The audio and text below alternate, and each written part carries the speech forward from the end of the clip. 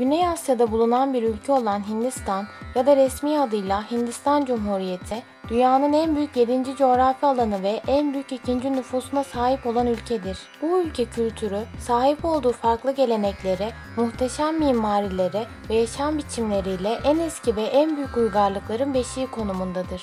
Hindistan hakkındaki değişik bilgilere ve şaşırtıcı gelenekleriyle ilgili araştırmalarıma birlikte bakalım. Videoya geçmeden önce daha fazla videonun gelmesi için kanala abone olarak bana destek olabilirsiniz. Hindistan tarihi boyunca birçok uygarlığa ev sahipliği yapmıştır.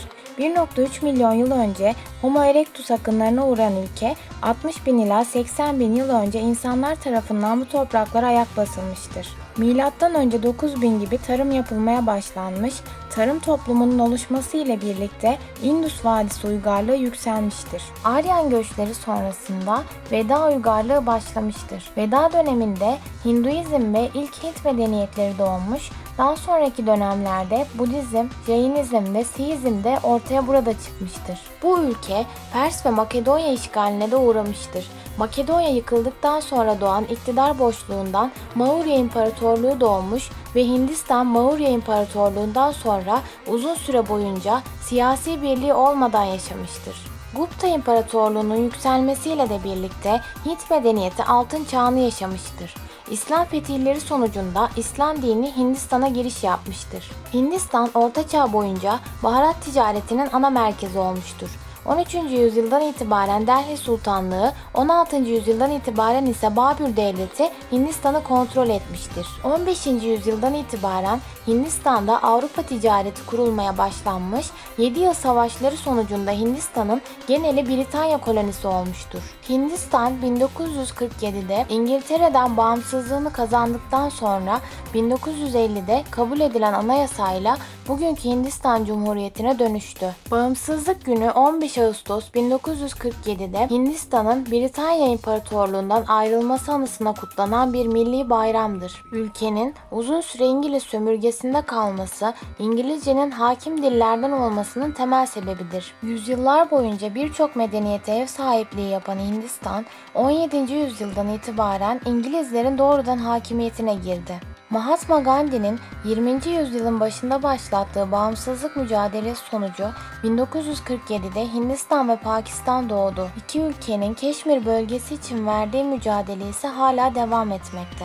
Hindistan ismi eskiden Indus Nehri ve çevresi için kullanılan bir isim olduğundan bu isim Farsça'da Indus adından türetilmiştir. Farsça'da bir kelime olan Hindistan adı ilk zamanlarda Kuzey Hindistan için kullanılmış olsa da zamanla bütün Hindistan için kullanılan bir terim olmuştur. Asya kıtasının güneylerinde yer alan, kuzeybatısında Pakistan, kuzeyinde tartışmalı eyalet olan Kaşmir, kuzeydoğusunda Çin Halk Cumhuriyeti, Nepal, Bhutan, güneydoğuda Bangladeş, doğusunda ise Myanmar ile komşudur. Yüz ölçümü ise 3.287.590 km² olan Hindistan, 28 tane eyalet ve 7 tane birlik bölgesinden oluşan federal cumhuriyettir.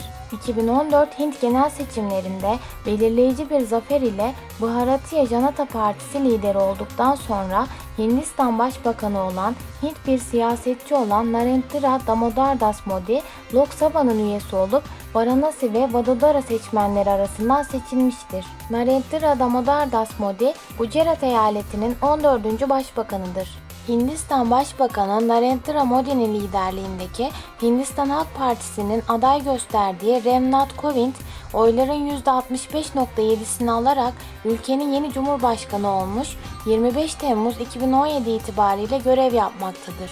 Dünyanın 7. büyük ekonomisi Hindistan'ın gayri safi yurt içi hasılası 2016 tahminlerine göre 2,2 trilyon dolar ve ülkede kişi başına gelir 1600 dolar civarındadır. Hindistan 1,2 milyar nüfusu ile dünyadaki en büyük ikinci ülkedir. Tıbbi gelişmeler, tarımsal verimlilik ve yeşil devrim nedeniyle bu ülkede büyük bir nüfus artışı olmuştur. Hindistan nüfusunun %70'i kırsal kesimde, 285 milyon Hindistanlı ise kentlerde yaşamaktadır.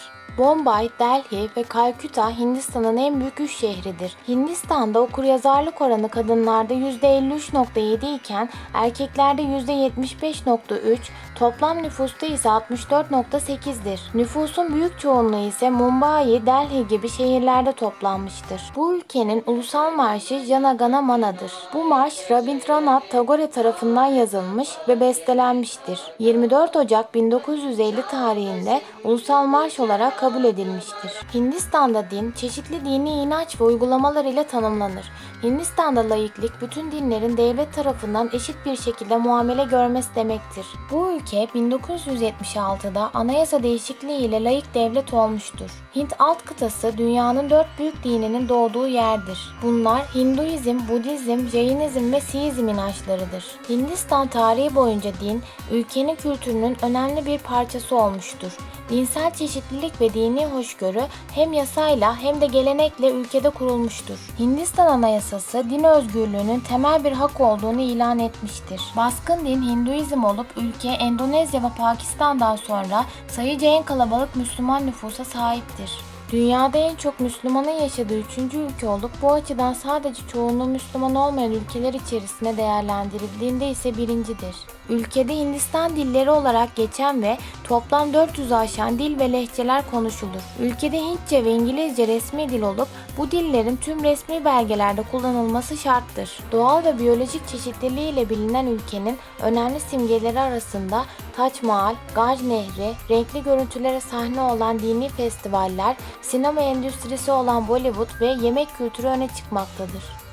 Hindistan'da bazı gelenekler küresel dünyada hiçbir zaman kabul bulmayacak, oldukça farklı ve anlayışları sıra dışı, bazen de çoğu insana göre akıl almazdır. Hindistan'da kabul gören gelenekleri sizler için derledim.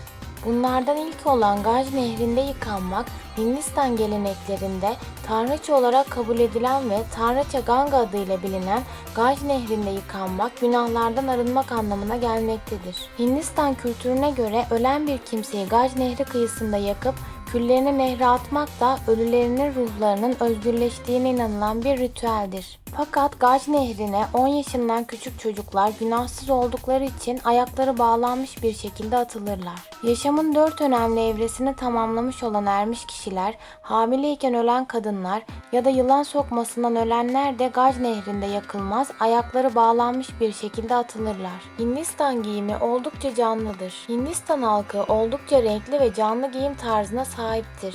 Bu ülkede giyim, Hindistan'ın her bölgesindeki insanların farklı etnik kökenine, coğrafyasına, iklimine ve kültürel geleneklerine bağlıdır. Tarihsel olarak erkek ve kadın kıyafetleri dhoti, lungi, sari, gamça ve çeşitli peştemallerdir. Bunlar vücudu sadece günlük giyimde değil, aynı zamanda bayramlarda, ritüellerde ve dans performanslarında da kullanılan özenli kostümlerle kaplamaktadır. Kentsel alanlarda batı kıyafetleri yaygındır ve tüm sosyal düzeylerdeki insanlar tarafından aynı şekilde giyilir. Bazen kıyafetler de ilgili din ve ritüele göre renk kodları takip edilir. Hindistan'da geleneksel Hint kıyafetleri ve batı tarzlarının geniş bir karışımı görülebilir. Kadife çiçeği de Hint düğünlerinin olmazsa olmazıdır.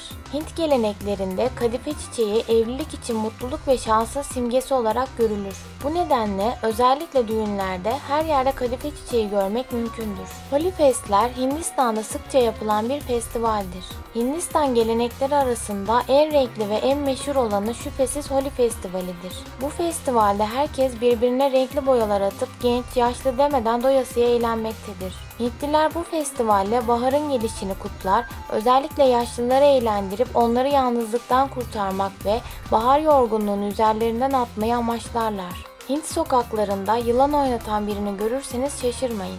Bu ülkede fakir halkın para kazanmak için başlattığı yılan oynatma işi bir süre sonra Hindistan'ın sembolü ve geleneği haline gelmiş durumda. Hindistan'da sadular da çok yaygındır. Bu kişiler Hinduizm ve Jainacılıkta çileci bir yaşam sürüp sadakalarla hayatını idame eden, kendini dünya nimetlerinden uzaklaştırmış kişilerdir. Sadular tüm maddi ve cinsel bağlarını bırakarak Hindistan'ın dört bir yanındaki inlerde, ormanlarda ve tapınaklarda yaşarlar. Hindistan'da yaklaşık 4-5 milyon sadu yaşamaktadır. Karma etkisinin ortadan yok olması için kendilerini acı çektirmek amacıyla zor pozisyonlar alarak o şekilde senelerce dururlar. Toplumu koruduklarına inanıldığından halkın çoğu onları yiyecek getirmekte ve destek olmaktadır. Sadular asla sadaka kabul etmezler ancak kendisine sadu görüntüsü vermiş pek çok dilenci bu imajla para kazanmaktadır. Hindistan'da kurbağaların evlendirildiği bir düğün görebilirsiniz. Yağmur tanrısını sevindireceğine ve o yıl bereket getirileceğine inanılan bu gelenek ülkede oldukça yaygındır. Başlık parasının erkeğe verilmesi de farklı geleneklerden biridir. Hindistan gelenekleri arasında en yaygın olanı başlık parası anlamındaki drahoma geleneğidir. Bu ülkede evlenirken erkek değil kız tarafı başlık parası vermektedir. Bu nedenle aileler kız çocuk sahibi olmak istememekte. Kız çocuklarının gerçek evliliklerine kadar köpekle evlendirilmesi. Hindistan'da kız çocuğu 7 yaşına geldiğinde bir köpekle evlendirilir. Evlendirilen köpeğin ise kız çocuğunu gerçek evliliğine kadar koruyacağına inanılır. Burada yeni doğmuş erkek bebeklerin yüksek bir yerden aşağı bırakılması da bir diğer gelenektir. Bu gelenek bebeğe şans getireceği düşüncesinden doğmuştur. Ancak bu gelenek sonucunda birçok bebeğin sakat kalmasına hatta ölmesine sebep olmaktadır. Eşleri vefat eden kadınların kendisini yakması. Aslında eski çağlarda da bilinen bu geleneğin adı sati geleneğidir. Eşlerinin kendileri yüzünden öldüğünü düşünüp kendilerini yakarlar. Bu sayede kocalarının tekrardan geleceğine inanırlar. Hint cenaze törenlerinde beyaz giyilmekte. Sanılanın aksine Hint cenaze törenlerinde siyah renk yerine beyaz renk tercih edilmektedir. Hindistan'da matem rengi beyazdır ve ölümü bir arınma olarak gördüklerinden Hint cenazelerinde saflığın rengi olan beyazı tercih etmektedirler. İnsanları parmak ile işaret etmeme, ayaklarla hiçbir nesneye dokunmama gibi konularda Hintliler fazlasıyla titizdirler. Çünkü ayaklar kirli olarak kabul edildiği için hiçbir nesneye, özellikle de kitaplara ayaklarınız ve ayakkabılarınız ile dokunmak iyi karşılanmaz. Yanlışlıkla bunu yaparsanız hemen özür dilemelisiniz. Hintliler sıklıkla ellerini kendi başlarına veya gözlerine dokundurarak özürlerini sunarlar. Öte yandan eğilip bir yaşlının ayaklarına dokunmak Hint kültüründe yaşlı kimselere saygının göstergesidir. Bir kişiyi parmak ile işaret etmek de karşı tarafa saygısızlık ve kabalık olarak karşılanır. Hindistan'da kadınlar çok eşli olabilmekte. Bu ülkede İngiliz işgaline kadar kadınların birden fazla eşi olabilirdi. Çoğunlukla da kardeşler aynı kadınla evlenirlerdi. Günümüzde bu gelenek fazla yaygın olmasa da Hindistan'ın ücra köşelerinde görülmektedir. Kına yakmak da bu ülkede oldukça yaygındır. Düğünden önceki gece kız kıza kına gecesi yapılmaktadır.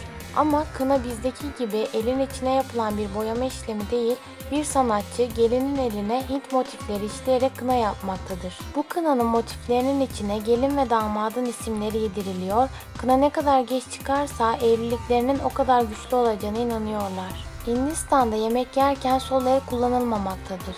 Hinduizm ile ilgili olarak sol el saf değildir ve sadece saf olmayan faaliyetlerde veya tuvalette kullanılabilir. Bu nedenle sol elin yiyecekle ve insanlara iletilen herhangi bir nesneyle temas etmesinden kaçınırlar. Dünyanın en büyük festivali Kumbh Mela Festivali Hindistan'da düzenlenmektedir. Hindistan'da 12 yılda bir düzenlenen Hinduizm geleneklerine göre yaşatılan toplumsal bir festival olan Kumbh Mela, dünyanın en büyük dini organizasyonu olarak kabul edilir. Her 12 yılda bir on milyonlarca Hinduizm dini mensubu toplanarak kutsal sayılan Gaj Nehri ile Namuna nehirlerinin birleştiği yerde yıkanır. Artık herkes tarafından bilinen diğer gelenek de ülkede ineklerin kutsal sayılmasıdır. Hindistan'da ineklere tapılmaz fakat kutsal sayılırlar. Hinduizm'de inekler uğurlu ve kutsal sayıldığı için de saygı görür çünkü tüm kainatın anası olan devinin yani Tanrıçanın sembolü sayılırlar. Ayrıca Tanrı Krishna'nın bir ineğin bedeninden çıktığına inanılır. Bu sebeple Hindistan kültüründe ineklere asla zarar verilmez ve inek eti yenmez. Hindistan sokaklarında bol bol inek görmeniz mümkündür.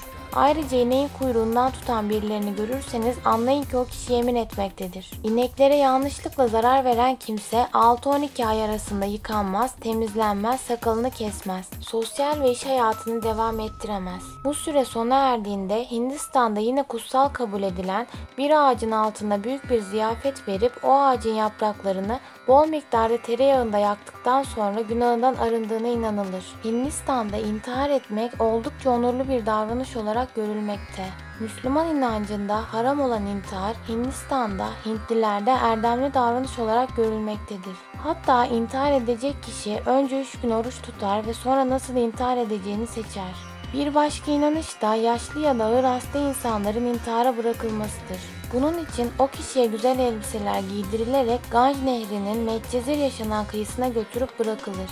Sular yükselince nehir o kişiyi içine çeker ve ölümüne sebep olur. Eğer o kişi sular yükselmeden intihardan kaçarsa şerefini kaybeder ve bir daha itibar göremez. Son olarak bu ülkede Gulabi çetesi adında kadın çete vardır.